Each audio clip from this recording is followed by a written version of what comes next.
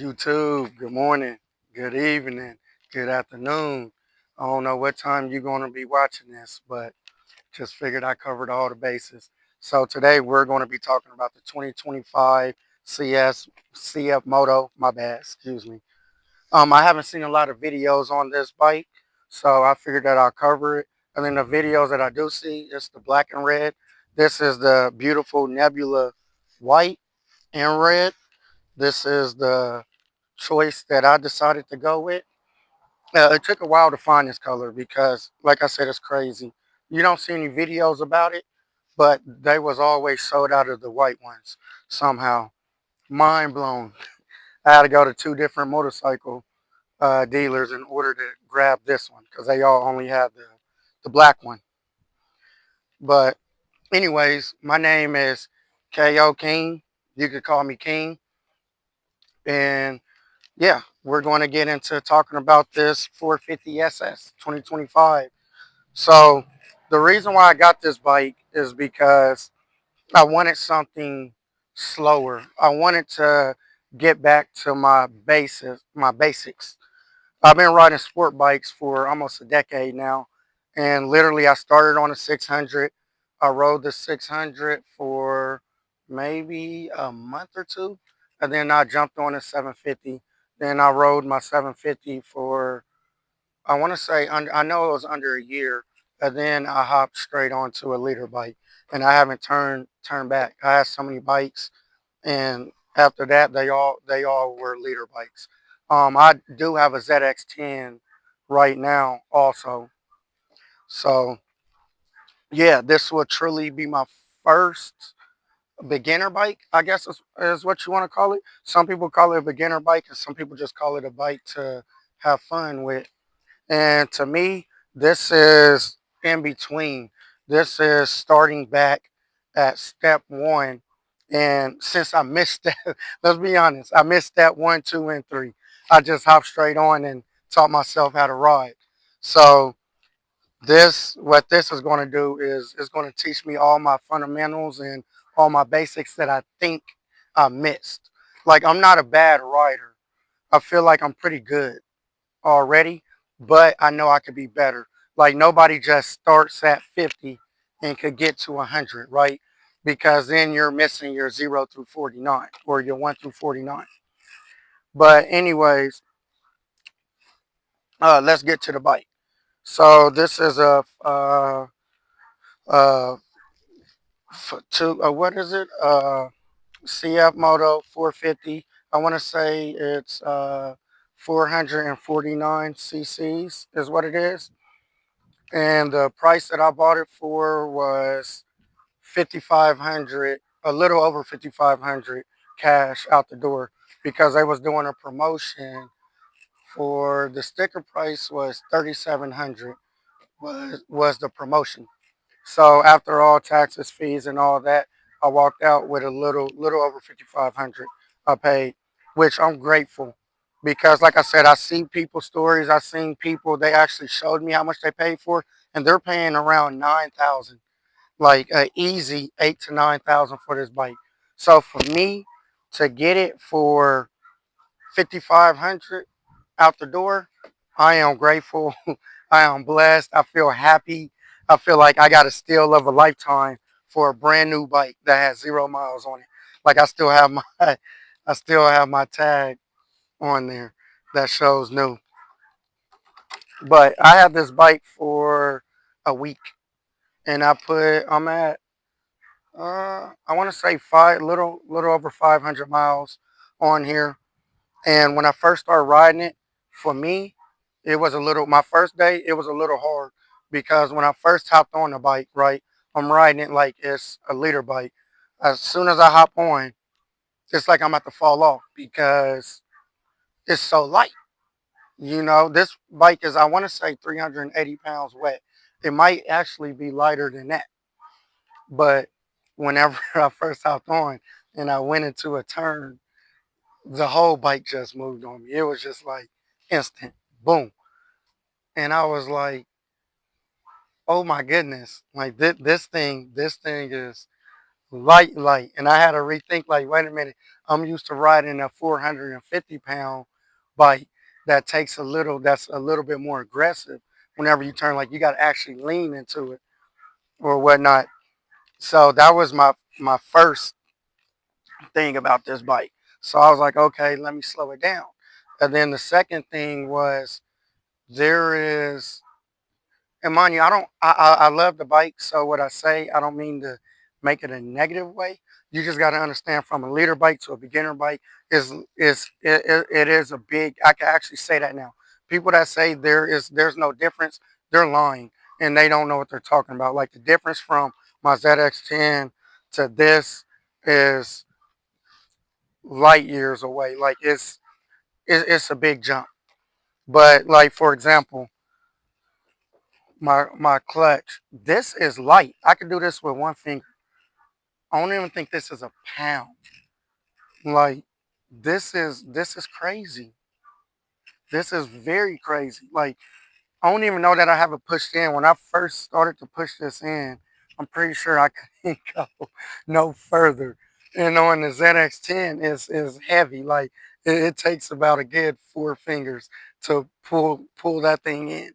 So this is light, but it's beautiful. I love it.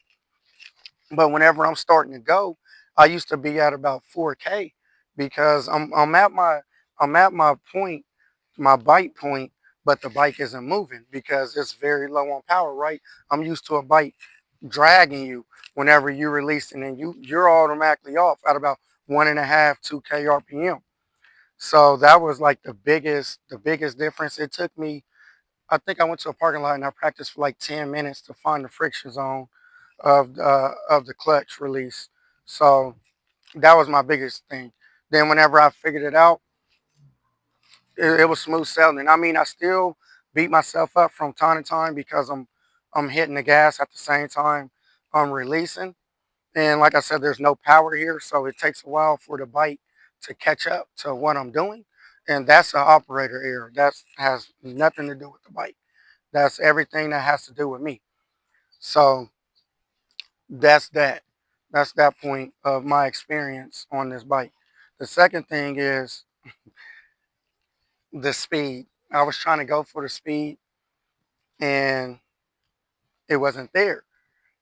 I'm banging through the gears. Yeah, my braking point, by the way, it was sorry. I did the hard braking point. I couldn't do the ride slow thing. I can't do that. So I did a hard braking point. But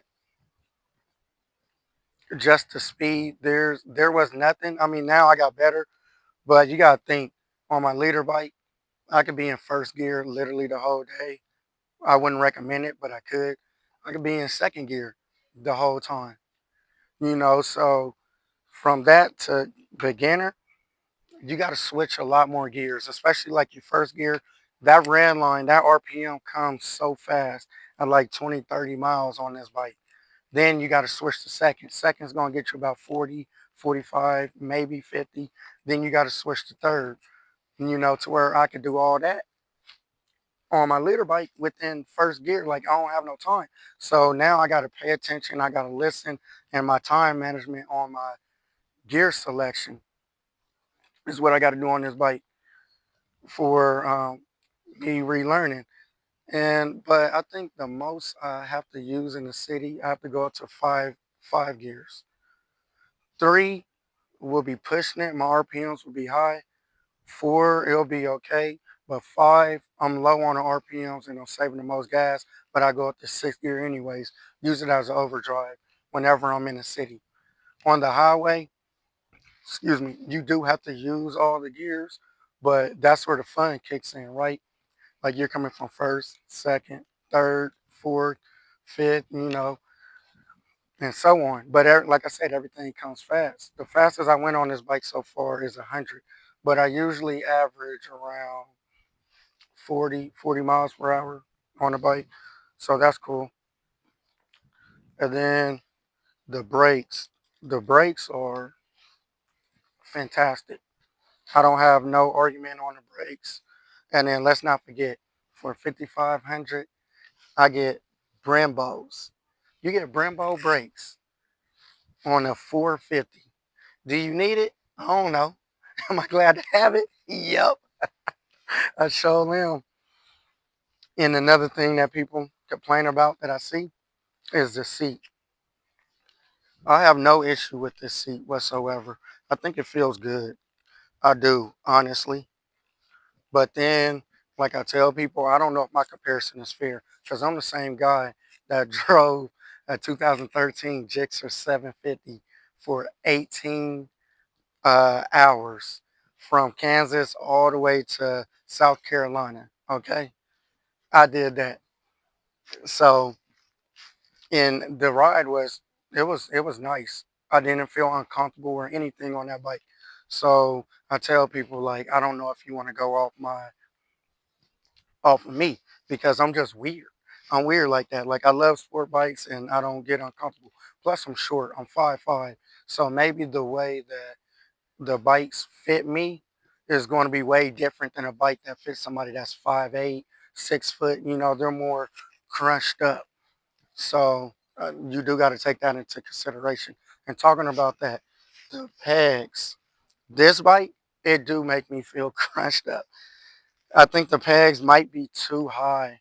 Like the seat is okay, but the pegs is what makes me feel uncomfortable. I got to change those immediately. That's probably the only thing that I feel like I have to change on this motorcycle is the pegs. The rear seat, now this feels hard. If you ever have a backpack, they're probably going to complain if you don't put no gel or anything inside this seat. This feels like it's going to hurt. I'm not going to lie. Like, look at this. You see that indent? And then look at this. I gotta I gotta use force for that. That is crazy. It's like they was like, hey, it's a 450. You don't need to be backpacking anybody anyway. We just gonna put the back seat on there just in case of emergencies. That's what I feel like they did with this back seat. Here nor there, I don't have a backpack, so I can't tell you. I'd rather put a cowl back there anyways. But the winglets, come on, 5,500, and I get winglets. Okay, you get winglets up in this thing. Like that is crazy. I mean, they could have. I would rather like I'm a person like I don't like fake things, so I would rather this just be plain black instead of a carbon fiber design. But I mean, to each their own. I know carbon fiber sells big, and a lot of people buy the fake stuff anyway. So maybe it was a selling point for a lot of other people, but not for me. I'm not too much of a fan of it.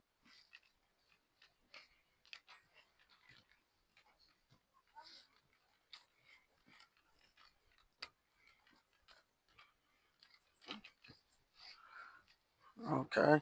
And then let me show you these functional vents. That is crazy. There is functional vents. Not only that one, you also have these as well. Like, come on. As well as built-in frame sliders. Like, gee, $5,500. Not to mention, I mean, the fake carbon fiber on here. Like, come on. The wheels are gorgeous. They're beautiful. They are beautiful. So is the tail light. Like, come on. I don't think, I mean, it ain't no thing I know. For the price point of this bike, there's no other bike better than this. And the performance, the only thing I have a gripe about is this. Like, that windshield is not blocking anything. That windshield is not blocking anything. Like what? I don't know what they was thinking about when they designed this, but what? I'm sorry, this makes me laugh. What is this? This is the same as my Kawasaki Z800, literally, and that's a naked bike. Why is this on a sport bike? I get that you could get an aftermarket one, but come on, come on. Oh well, I'm gonna get one. I'm gonna change it. I'm gonna end up doing a mirror delete also. But this is literally the only negative point I have about the CF Moto. Let me see what else. Oh, and then not to mention the headlight. The headlights dance when you turn the bike on.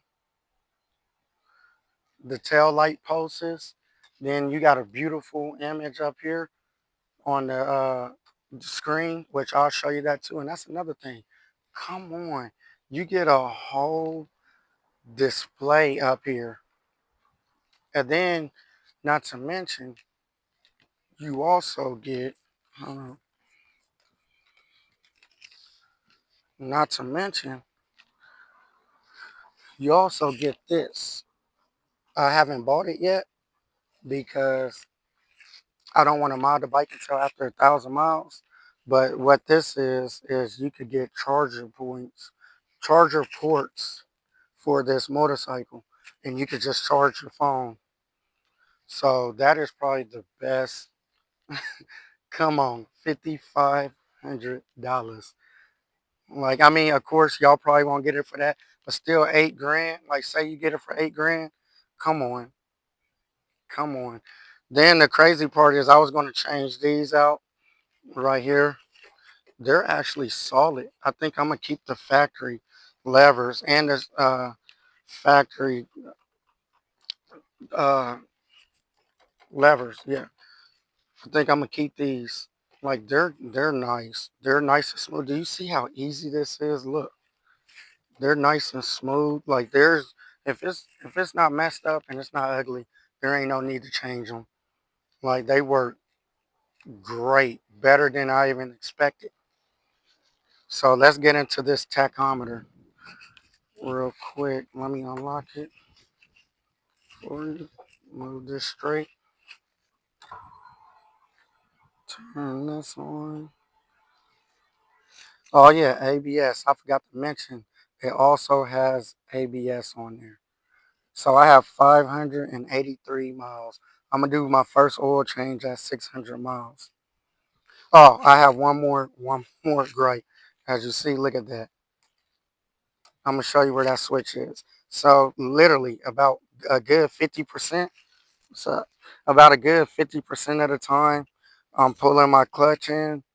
You're hitting this. This is your high beams. Why would they do this?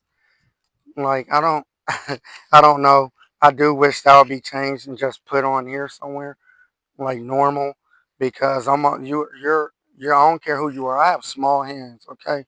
And I'm still running into this, turning this on and off.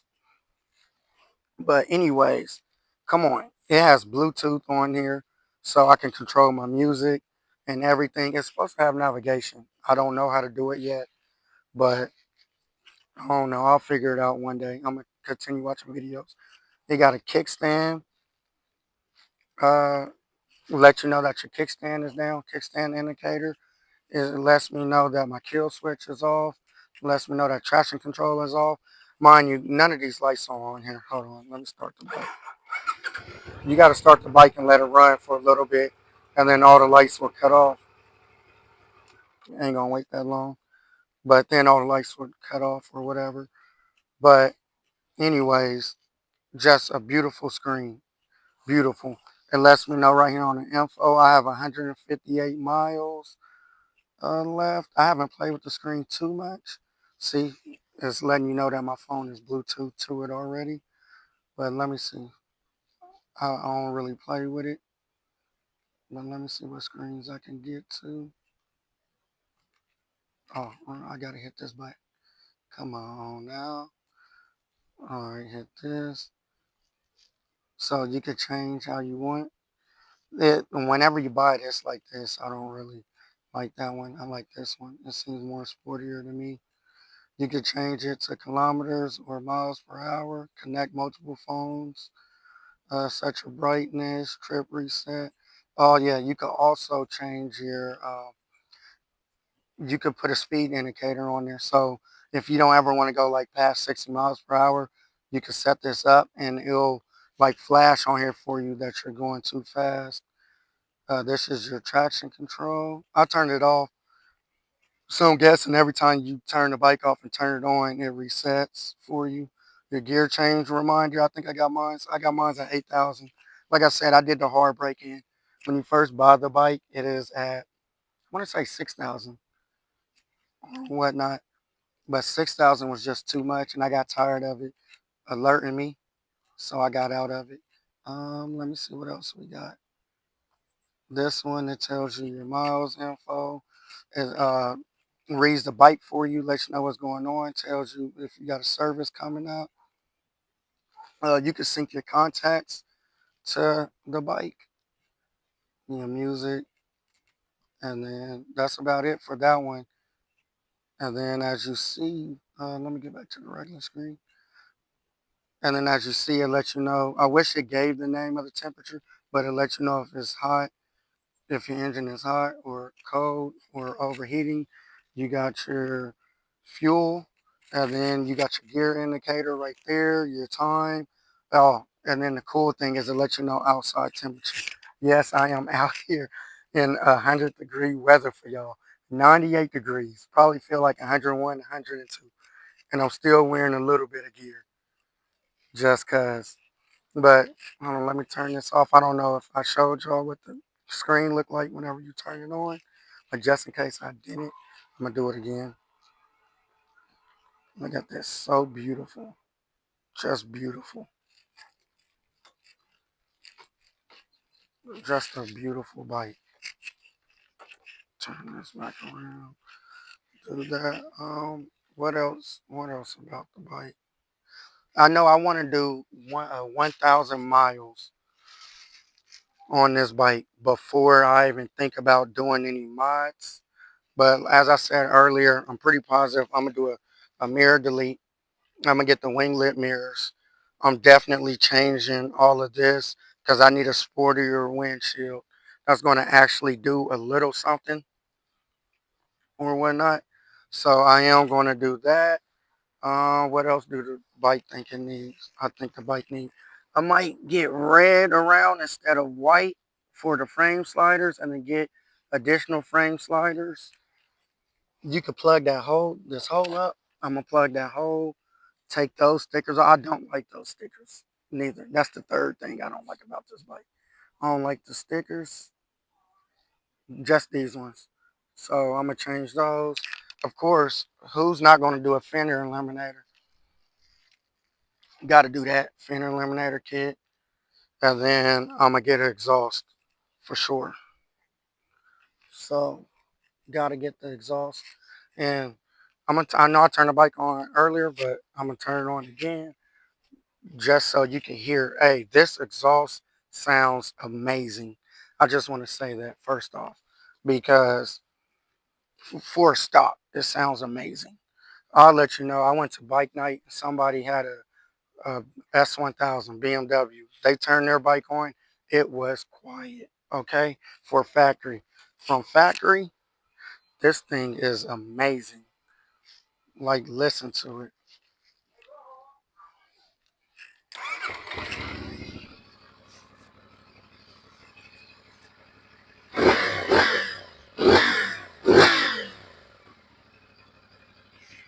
Come on now. Come on now. You wouldn't even, for real, you wouldn't even need to change the exhaust. If I wasn't a loud head, I would not change that. I'm telling you, I would keep it. There's nothing wrong with it at all. But yeah, this is the 2025 cfmoto450ss.